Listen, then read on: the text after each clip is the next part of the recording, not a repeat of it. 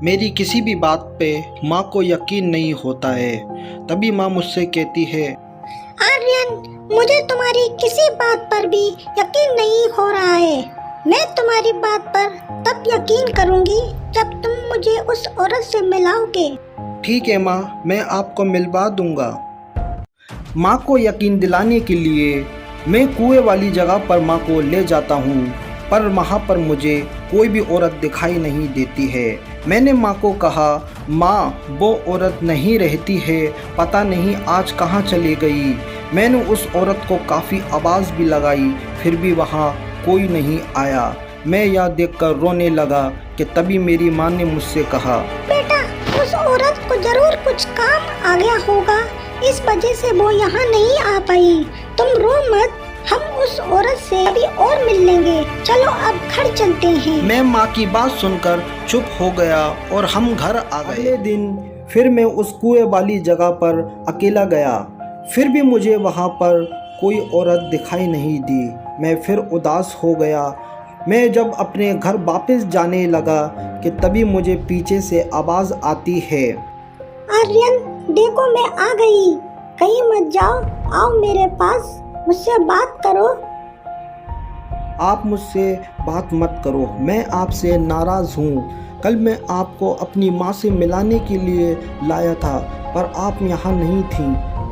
आर्यन बेटा, तुम मेरे बारे में किसी को ना बताओ, यही तुम्हारे लिए अच्छा है, वरना तुम्हें काफ़ी मुश्किल आ सकती है। मैं नहीं चाहती तुम किसी मुसीबत में आओ। एक दिन माँ बाजार सामान लेने के लिए गई थी कि तभी रास्ते में उनको रवि मिल गया। माँ ने रवि से पूछा, कैसे हो बेटा? तुम तो रवि हो ना, आर्यन के दोस्त? और कैसी चल रही है तुम्हारी पढ़ाई? आर्यन आता है ना तुम्हारे पास?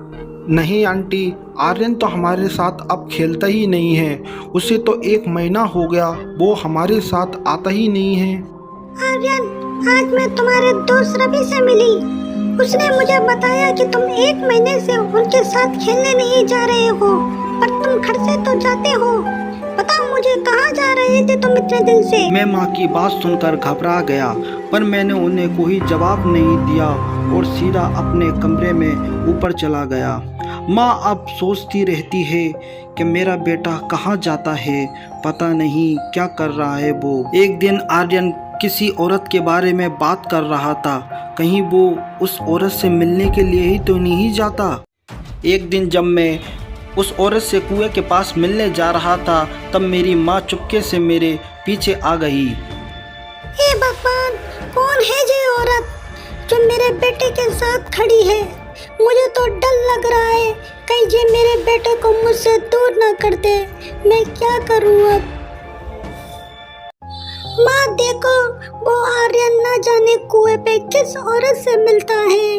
मुझे तो डर लग रहा है माँ, कहीं वह औरत मुझे मेरे बेटे से दूर ना कर दे। मैं क्या करूँ माँ? अगर आर्यन उस कुएं के पास जा रहा है बेटा, तो तुम्हें उसे रोकना होगा। तुम नहीं जानती, कई सालों पहले उस कुएं के पास एक औरत रहती थी जो अपनी तंत्र मंत्र विद्या से सब बच्चों को अपने बस में करके बाद में उन्हें जान से मार दिया करती थी। नानी की ये सब बात सुनकर माँ और भी ज़्यादा परेशान हो जाती है। काफ़ी दिन हो चुके थे मैं उस कुएं वाली जगह पर नहीं गया था। उस औरत की आत्मा मेरे घर तक आ जाती है। एक रात सब घर पे सो रहे थे कि तभी माँ की आँख अचानक से खुल जाती है। शायद पानी पीने के लिए उठी हो। माँ जब बाहर आती है तो उन्हें ऐसा लगता है जैसे कोई उनके पीछे है। माँ जैसे ही पलट कर देखती है, पर उन्हें कोई दिखाई नहीं देता। वह अपना वहम समझकर आगे बढ़ती है। माँ ऊपर मेरे रूम की तरफ आती हैं। माँ जैसे ही मेरे रूम में पहुंचती है, मैं उन्हें सोता हुआ नज़र आता हूँ, पर टीवी मेरी ऑन रहती है। माँ सोचती है शायद आर्यन ने ही ऑन छोड़ी होगी। माँ जैसे ही टीवी ऑफ करती है, टीवी फिर ऑन हो जाती है। माँ तब मेरे ऊपर एक साया देखती है जो मेरी गर्दन की तरफ बढ़ रहा था। माँ जल्दी से मुझे उठाती है और अपने कमरे की तरफ ले जाती हैं। अगर आपको हमारी ये कहानी अच्छी लगी हो तो हमारे चैनल को सब्सक्राइब करें और बेल आइकन को ज़रूर ऑन कर लें।